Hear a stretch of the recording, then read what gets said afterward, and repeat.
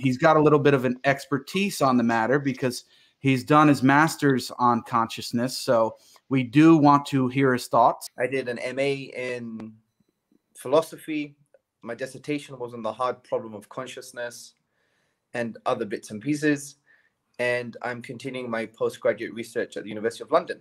The hard problem of consciousness in the philosophy of the mind is really based on two key questions. People think it's only one question, but in actual fact, it's two key questions. The first key question is, what is it like for a particular organism to have an inner subjective conscious experience? Okay. So I know I have inner subjective conscious experiences, and I know what it's like for me to have a hot chocolate on a Sunday looking at the sunset. But what about Jake's inner subjective conscious experience? Can I know what it's like for Jake to have a hot chocolate on a Sunday looking at the sunset? That is a very good description of the hard problem of consciousness by Hamza. Because the hard problem is not just an epistemic issue, it's an ontological issue, meaning the source and nature of reality. So the second question is, why and how do phenomenal experiences, meaning how and why do inner subjective conscious experiences arise from neurobiological processes? Hamza is describing qualia. These are defined as individual instances of subjective conscious experience, such as what is it like to taste a specific apple? How can somebody understand my subjective conscious experience? There is controversy about qualia. Some philosophers, like Daniel Dennett, argue that they do not exist. Others state that they do exist. Then how can we have inner subjective conscious experiences arise from seemingly cold and non-conscious physical processes? This is one of the great challenges of cognitive neuroscience. Over time, we have learnt how various functions of the brain can be localized to a defined anatomical area. To answer the hard problem of consciousness, we need to look beyond anatomical areas into what is called the connectome. The brain is constantly rewiring. This is true. Otherwise, how do we make memories or learn new things? A connectome is a comprehensive map of neural connections in the brain. Imagine two people are going for a walk in the park. They are approached by a small dog. One of them likes dogs and experiences a warm feeling of happiness. The other person has previously been bitten by a dog, so when he sees the small dog, his inner subjective feeling is the same as other people's feeling when approached by a werewolf. Connectomes offer the possibility that a brain's neural pathway can be fully mapped. Each individual's connectome would be unique, not only compared to other people's connectome, but also to their own brain's connectome at a different time, as the brain is constantly changing with new neural connections being made in response to external stimuli. In this way, it may be possible to inspect one person's connectome and realize how this person would react to seeing a dog and how that reaction would be different from somebody else's reaction to seeing a dog. The first way they're trying to answer this question, especially from the kind of atheistic perspective, is science, neuroscience, neurobiological studies. It's going to solve the problem. Now, neuroscience is predicated on a philosophical assumption. The philosophers of the mind and even neuroscientists themselves understand that neurobiological studies, neuroscience, it assumes physicalism. It has to assume physicalism, as science works along the philosophy of methodological naturalism. Science has to assume everything is physical until it can be demonstrated that non-physical matter exists and can be tested for. In contrast, dualists denote that mental phenomena are non-physical, or that the mind and body are distinct and separable. The problem is, how do we test for this? Even if we never solve the hard problem of consciousness, that does not disprove a physical reason for the hard problem of consciousness, and does not provide evidence for a non-physical reason, such as a soul, as would be suggested by mind-body dualism. From Professor, he's from King's College University in London. He actually articulated a really powerful undercutting defeater to people who claim that neuroscience is actually, if we know more about the brain, we'll know more about consciousness from the point of view of inner subjective conscious experiences. So he makes a really beautiful point here. It's Papineau, the Professor Papineau.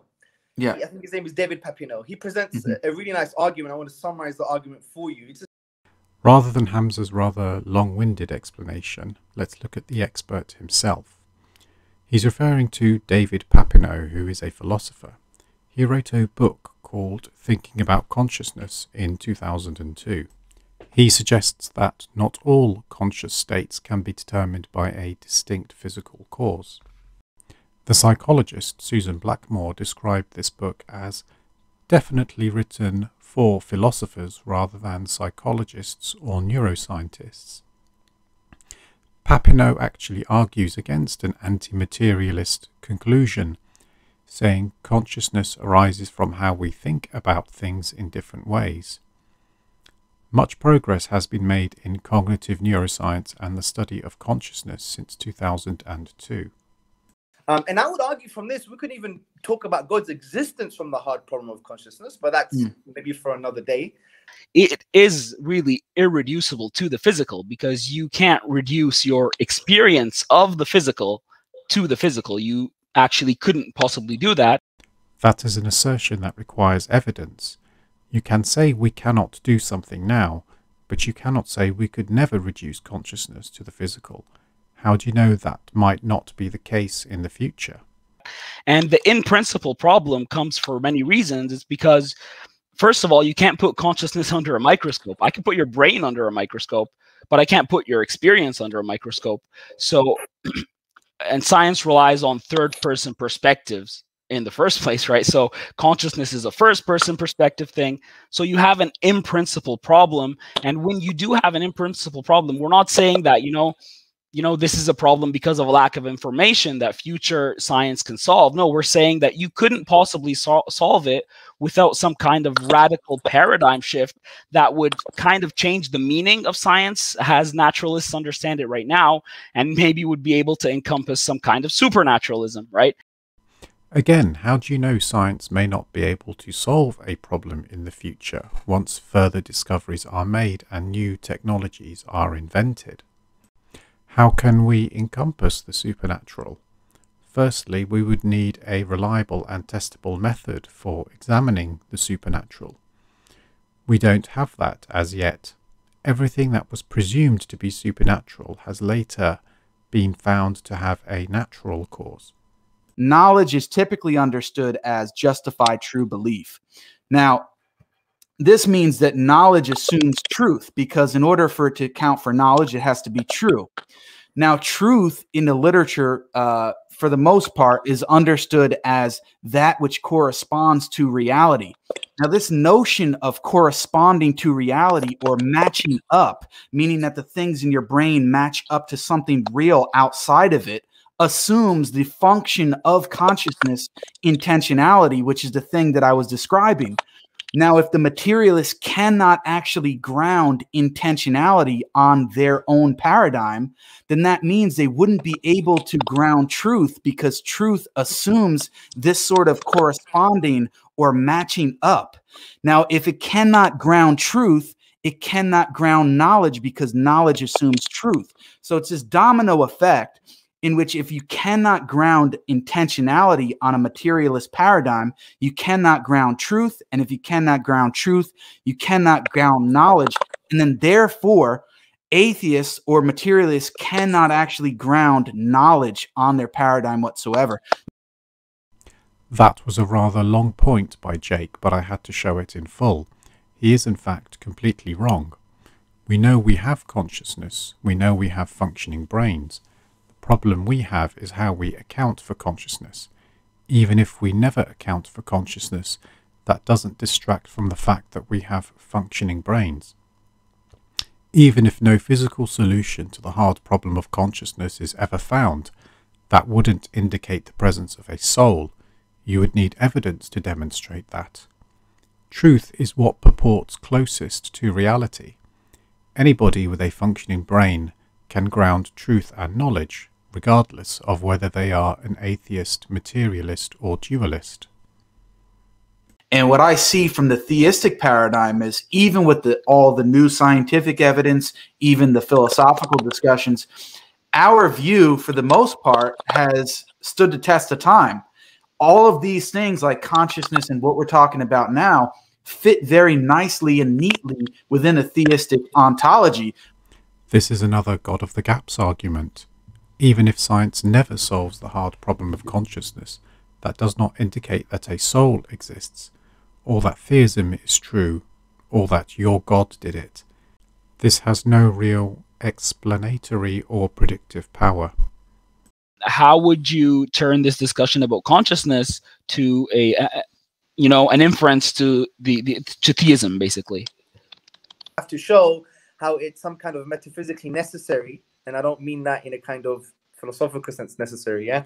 How it's metaphysically necessary to bring in theism in order to upgrade and enhance your metaphysics and make sense of integrated dualism. That's how you would make the link, right? What makes sense of that? What makes sense of the fact that there are non-physical properties in the universe?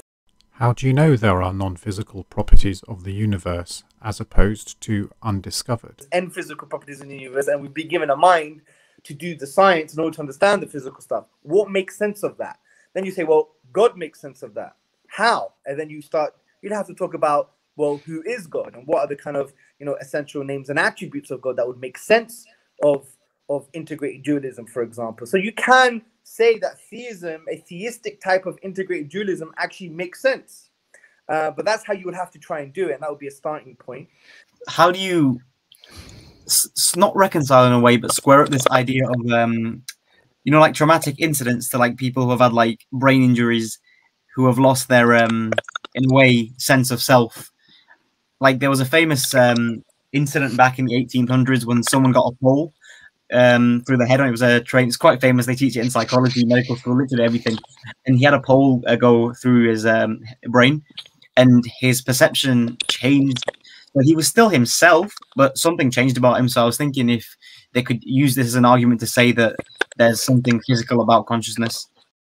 He is referring here to Phineas Gage. He sustained an injury to his frontal lobe and subsequently experienced changes in his behavior and personality. This was the first case to suggest the brain's role in determining personality. I'll just say one sentence that I think, if I'm not misunderstanding this, I think this is more related to the easy problem of consciousness. That part is true, but personality is what dualists would consider part of the soul. Altering mental states through brain damage gives further evidence for a physicalist nature to brain function. Yeah, so Yeah. Any of those scientific medical examples do not in any shape or form undermine the kind of independence of non-physical consciousness and the physical brain. It doesn't undermine it at all in any shape or form. And a really easy thought experiment is to think about someone driving a car, right? So in order for so you have a driver and you have a car. In order for the driver to start driving the car has to work, right? If the car doesn't work and the driver is okay, then the driver is not going to go anywhere. Conversely, the car, even if it's working and the driver's dead, right? The car's not going to go anywhere. So that's a really interesting, simple way of showing that the guy in the car is like the mind, and the car itself is like the brain. Yeah.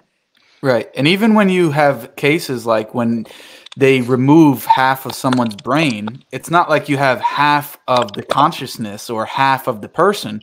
There's still a unified consciousness. So if you thought that there was a direct correlation, we would expect to find something different.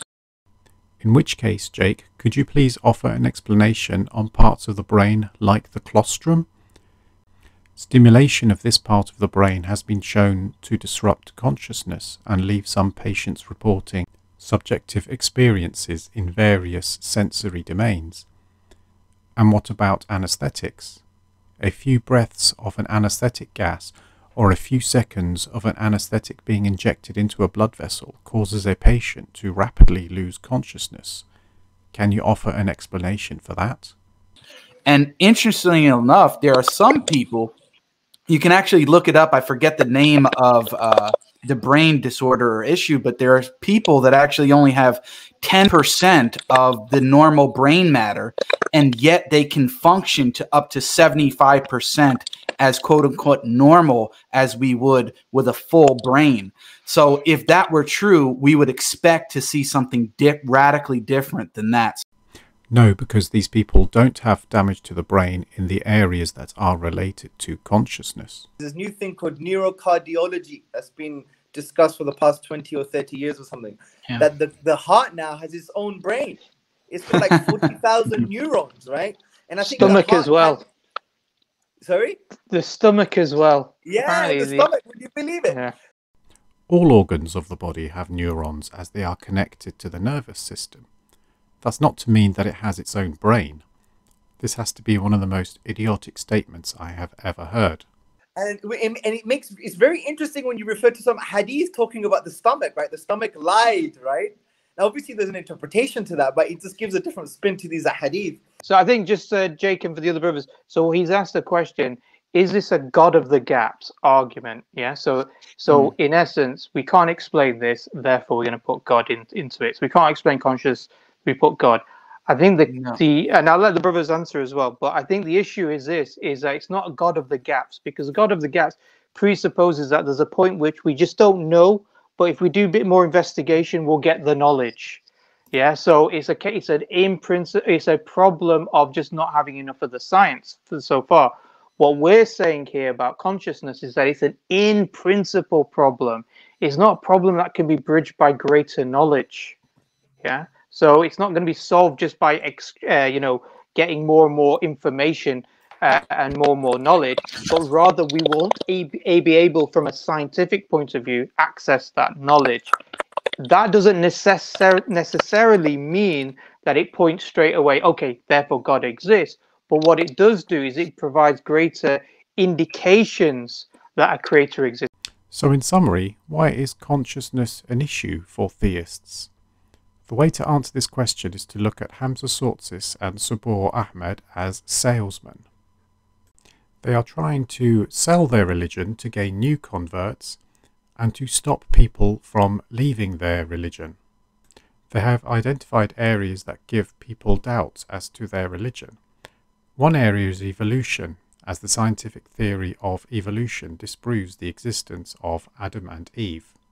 For this purpose, Sabur claims to be an expert on evolution, so any Muslim who has questions about evolution can go to him instead of genuine scientists. This way he can continue to mislead. Hamza Tzortzis, on the other hand, is trying to portray himself as an expert on consciousness. He wants to convey the impression that consciousness can never be reduced to physical matter, and the hard problem will never be solved. This way he can help perpetuate the idea of a mind-body duality and the existence of a soul. This is essential to a theistic belief of an afterlife, as if you disprove a soul, then it is much more easy to accept that humans are just another animal, that consciousness is an emergent property of a brain, and that nobody should believe any theistic claim.